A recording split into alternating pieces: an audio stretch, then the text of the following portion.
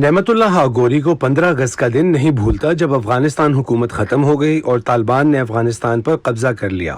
نعمت اللہ کو صرف ایک دن بعد اپنے خاندان کے ساتھ افغانستان سے روانہ ہونا تھا، لیکن طالبان نے ان کی پرواز منسوخ کر دی۔ It was a very bad day. اپنی پرواز سے پہلے انہوں نے کابل میں 12 روز انتہائی مایوسی اور تکلیف میں گزارے۔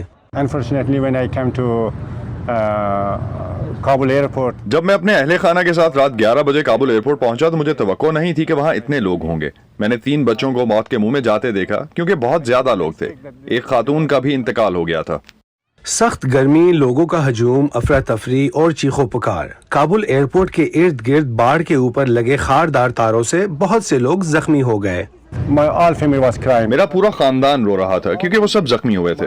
میری ایک بیٹی اور بیٹا تار پر چل رہے تھے، بغیر جوتوں کے، ننگے پاؤں۔ جب ان کا خاندان ایئرپورٹ کے داخلی دروازے پر پہنچا تو نعمت اللہ کو اپنے خاندان کے کچھ افراد کو وہاں چھوڑنا پڑا اور لوگوں کی بھیڑ میں گم جانے والے اپنے 2 بیٹوں اور 9 سال کی بیٹی کی تلاش میں واپس جانا پڑا۔ I thought that she died. میں نے سوچا شاید وہ زندہ نہیں ہے کیونکہ میں پہلے ہی 3 مرے ہوئے بچوں کو دیکھ چکا تھا۔ 6 گھنٹے بعد میں نے اپنے 2 بیٹوں کو ڈھونڈ لیا اور جب میں نے اپنی بیٹی کو زندہ دیکھا تو میں رو رہا تھا۔ میں بہت خوش تھا، میں خدا کا شکر ادا کر رہا تھا کہ وہ زندہ ہے۔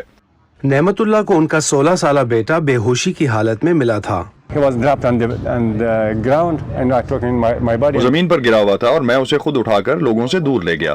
لوگ اس سے زیادہ لمبے تھے اور وہ چھوٹا تھا اور وہ لوگوں کے پیچھے کھڑا تھا۔ ہوا بھی نہیں چل رہی تھی اور شدید گرمی تھی، لہٰذا میں اسے باہر لے آیا اور اسے پانی دیا اور تھوڑی دیر بعد اس نے سانس لینا شروع کر دی۔ نعمت اللہ کو ایئرپورٹ کے اندر پہنچنے میں 4 دن لگ گئے۔ تب تک ان کی بیوی اور ان کے 4 بچے ہوائی جہاز میں سوار ہونے میں کامیاب ہو گئے تھے۔ وہ پہلے قطر اور پھر امریکہ پہنچے۔ پورا خاندان بالآخر 12 دن بعد واشنگٹن ڈی سی میں دوبارہ ملا، جہاں وہ ایک ایسے ہوٹل میں ٹھہرے جہاں دیگر افغان مہاجرین بھی کسی مستقل رہائش کے منتظر ہیں۔ دیگر مہاجرین کو ورجینیا، ٹیکساس، وسکانسن اور نیو جرسی میں فوجی اڈوں پر بھیجا گیا ہے۔ بچے افغانستان میں گزارے دنوں کے بارے میں بات نہیں کرنا چاہتے، لیکن وہ امریکہ میں ایک نئی خوشباش زندگی کی توقع کر رہے ہیں۔ I really want to start playing football with my brother. میں اپنے بھائیوں کے ساتھ فٹ بال کھیلنا چاہتا ہوں، اسکول جانا چاہتا ہوں اور کچھ دوست بنانا چاہتا ہوں کیونکہ میں یہاں واقعی تنہا ہوں۔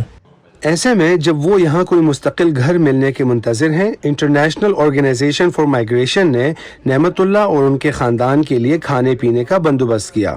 رضاکار اور مقامی لوگ ہوٹل میں ان کے لیے دیگر اشیاء لائے۔ زیادہ تر پناہ گزین خالی ہاتھ امریکہ پہنچے ہیں۔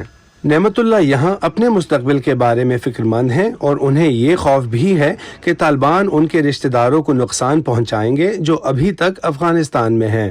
They know my father, they know my brothers. وہ میرے والد اور میرے بھائیوں کو جانتے ہیں۔ جب میں افغانستان سے نکل گیا تو وہ میرے خاندان کو تلاش کر رہے تھے، میری بجائے وہ انہیں لے جائیں گے، میرے والد، میرے بھائیوں کو۔